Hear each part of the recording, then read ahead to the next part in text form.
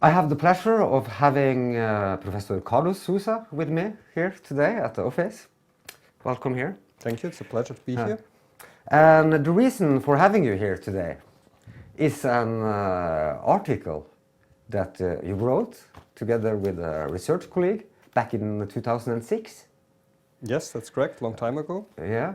The article is titled Cultural Distance and Psychic Distance to Peace in a Pod? This article here, we're going to discuss it a bit more, but it was awarded a prize recently. It was the Hans B. Thorelli Award. Yes. Which is given by the American Marketing Association. And it's for an award for an article in international marketing that has made a big impact. And it also had to be more than 5 years old. Yes. Yes, and that's this correct. one was 15 years yes. old now. Yes, so actually this paper was published when I was working at the University College Dublin with my co-author Frank Bradley. And yeah, we are very pleased with it. It made a significant impact, and indeed it was recognized this year by the American Marketing Association. Yeah, was this a big surprise for you? Did you know that you were? No, I mean I I received an email just before Easter to inform me that we won this award. It's always a surprise in a sense. I mean, we knew that the paper had made a significant impact because we were looking in terms of number of citations. It was and is one of the most cited papers that was published in the Journal of International Marketing. So we knew that it had that it made a significant impact. But it's always, you know, great then to have this also recognized by the American Marketing Association. Yeah, and in the article you are clarifying two terms that were used. Yes, there were these two terms that were used interchangeably. So it was psychic distance and cultural distance. So okay. Psychic distance and cultural distance. Yes. What is the difference between the two terms? So what we explain in the paper is that cultural distance, should be used and should be measured at a cultural level. While psychic distance refers more to the individual. Can you give me an example of what a cultural difference is? So cultural distance. Distance, yes. So cultural distance. See what we are, how we are measuring it. At the end, we are using in this paper. We're using a measure developed. By Hofstede using his dimensions, where he developed originally 4 different dimensions. And these 4 different dimensions he compares countries. He did the studies in the 70s initially, and then he looked at and he scored the countries across these different dimensions. So we are using this as a basis in order to measure cultural distance. So these are scores that exist. Could you just give a concrete example of what cultural distance is? So our viewers understand. So like I said, it is to measure the differences that exist in terms of that exist between countries. And it could be based on the values that exist, you know, different values that exist, different traditions that exist, different customs that exist between countries. And like I said, Hofstede looked at this, in this case, at different dimensions. You know, one was, you know, for instance, individualism, collectivisms, looking at, for instance, if some countries are more individualistic, if they are more collectivist. He used also other dimensions like, for instance, power distance. For instance, you know, this looks at things like the relationships that exist between subordinates and your managers. He looks at masculinity, femininity, and he also looks at uncertainty and avoidance. So these were originally the 4 dimensions. And based on this, like I said, he developed then scores for each countries. So this measurement has been used, you know, quite often in the literature to measure cultural distance. What also was happening in the literature was that they were confusing both cultural distance and psychic distance. And in this study, what we are saying is that really, no, they are different. Because in terms of psychic distance, it should be measured at individual level. So, you know, the psychic distance that, you know, that you may have towards another country could be different that I have toward the same country. So it's based on, in this case, could be based on your previous experience that you have, for instance, visiting that country, you know, and this is actually why we in the study also look at. To sum up, a cultural distance is a collective phenomenon, while a psychic distance is a individual. Yes, so cultural distance measured at a cultural level. So, for instance, there, if you would look at this, it's possible, for instance, to come up with this score, for instance, in terms of the cultural distance that goes, for instance, between Norway and Portugal, for instance. So that's a score that you can look at. And psychic distance has to do with the individual. So, for instance, I could measure the psychic distance, you know, your psychic distance that you have towards, you know, that you perceive to exist between Norway and Portugal. Now, we expect there, and in the paper we showed it, to be a high correlation between them, so between cultural distance and psychic distance. However, what we argue is that they are distinct. All right. How did you go about to prove this? So what we did in the study, actually, we collected data, and our respondents were managers in Portuguese export firms. So we sent out questionnaires, quite a number of them, close to 1,000 questionnaires we sent out, and then we got a relatively good response rate of more than 300 respondents back.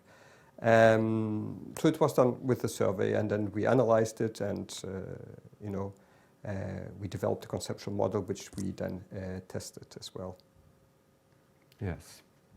And what did you find about psychic distance and managers? Are there differences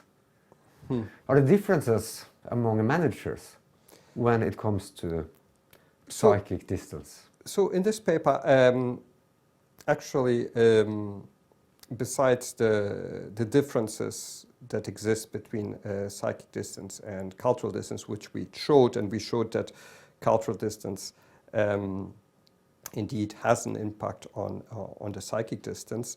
What we also looked at the managers, the individual values of the managers. So this was another aspect of the paper, which I think was quite interesting as well to look at, is the argument that, you know, the individual values that we have will have an impact in terms of our behaviors and our attitudes, and in this case also in terms of the psychic distance. So the differences that we perceived, and this is how we define psychic distance, is the individual differences that we perceive that exist between our home country and the foreign market. Okay, so in this case, in terms of values, we found out as well that the values that we have, our individual values, will play a role on how we perceive these differences to exist. Okay, for instance, if you are, and in this case, in terms of the value, we looked at conservation values. In the sense that if you score high on terms of conservation values, you would probably perceive the psychic distance to be higher as well. How is cultural distance and psychic distance important for a company that want to do business internationally? So these concepts, even so we didn't, in this particular study, we didn't look at other outcomes, but there are other studies, and including some that I have also published, where we looked at the impact that cultural distance or psychic distance has on performance outcomes.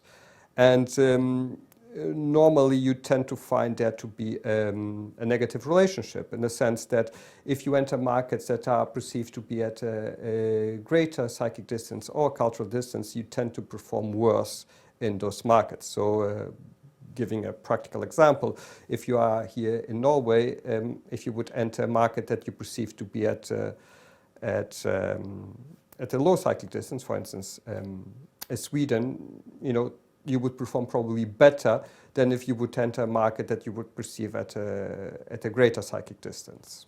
So there tends to be a negative relationship between psychic distance and performance outcomes. So generally, in terms of recommendations to companies when they plan to internationalize, you do tend to say that, listen, try to enter markets that you tend to perceive to be more similar to your home market, because this will reduce your level of uncertainty, and it should be easier for you to operate in that market. So, tend to focus first on markets that are at a low psychic distance or at a low cultural distance, because it should be easier for you to operate, and therefore you should perform better in those markets.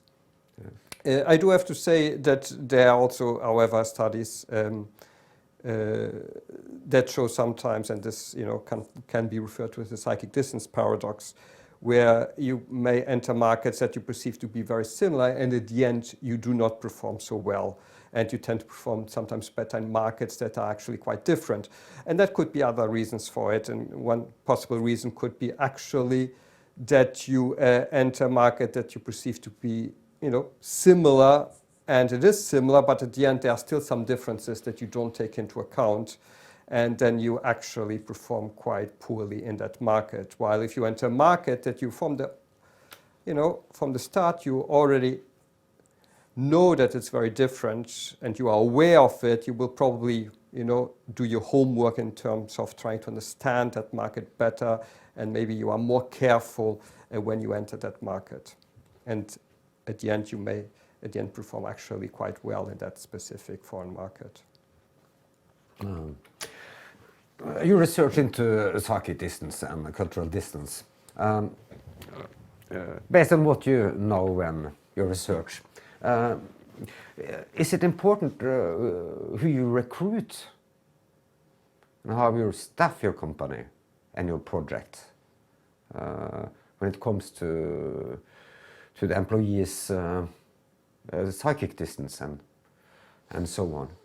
Are there special qualifications you should look for in people if you want to succeed in an international market? So in this study, like I said, we looked at individual values, and actually we recommend that companies, when they are considering hiring,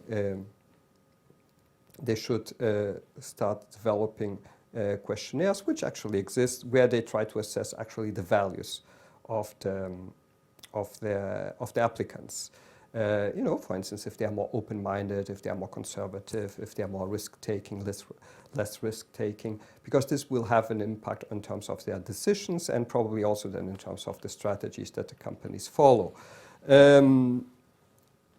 Studies have shown that usually it is positive to have in your workforce employees from a diverse background, cultural background. Having employees that think differently from you, tends to be beneficial for the company in the medium and in the long run. Okay, so when you look at the problem, that you don't have everyone looking at it in the same way, that you actually have someone maybe that, that come up with different types of solutions. So, so it is positive, and companies should try to hire, ideally from a diverse background. It brings new ways of thinking to the company. And this tends to be good in terms of other aspects, in terms of even creativity, in terms of innovation. So it does help the company. What about international experience in general? Like if you're an undergraduate student here in Molde and you take half a year of exchange going abroad to study, will that better your performance when it comes in terms of psychic distance? Not sure about psychic distance in this case, but I do encourage, what you will have, it's not a question of you will improve your psychic distance, you will get probably a better perception of the differences that may exist between your home country and that specific market that you have been visiting.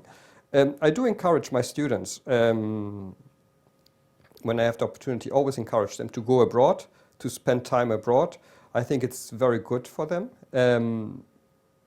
It gives them new experiences, and I do believe it can be also quite helpful for when they finish their degree and then they're trying to find a job.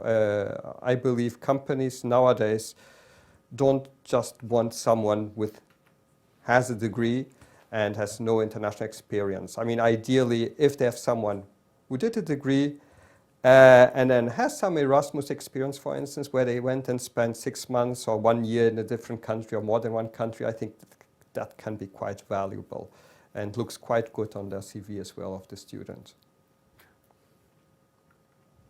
You've been researching and teaching here in Molde for 2.5, close to 3 years now? Yes, 2.5 years, yes. 2.5 years.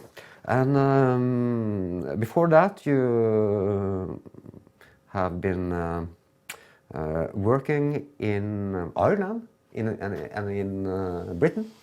Yes, I did my PhD in the University College Dublin, so in Dublin. I lived in Dublin for 12 years. And then I moved in 2011 to the UK. So I moved to the University of Durham, and I stayed there until 2018 is when I moved in here to Molde. All right. So how big of a cultural change was that? You also have a background from Portugal, since you have been national of Portugal and grown up there. Yes, I'm Portuguese. So was it a cultural shock to come here to Molde and Norway, or? No, not really. First of all, Norway is a lovely country and people are very friendly. And obviously, most Norwegians speak perfect English, so that makes it actually much easier to integrate, which is also actually a difficulty in terms of learning the language, because since most Norwegians speak so good English, and actually they like speaking English, makes it actually quite difficult to learn Norwegian. But no, it has not been a cultural shock. No. It's a beautiful country, and to be honest, in Molde is in such a lovely location with the nature, and so it has been quite a positive experience. How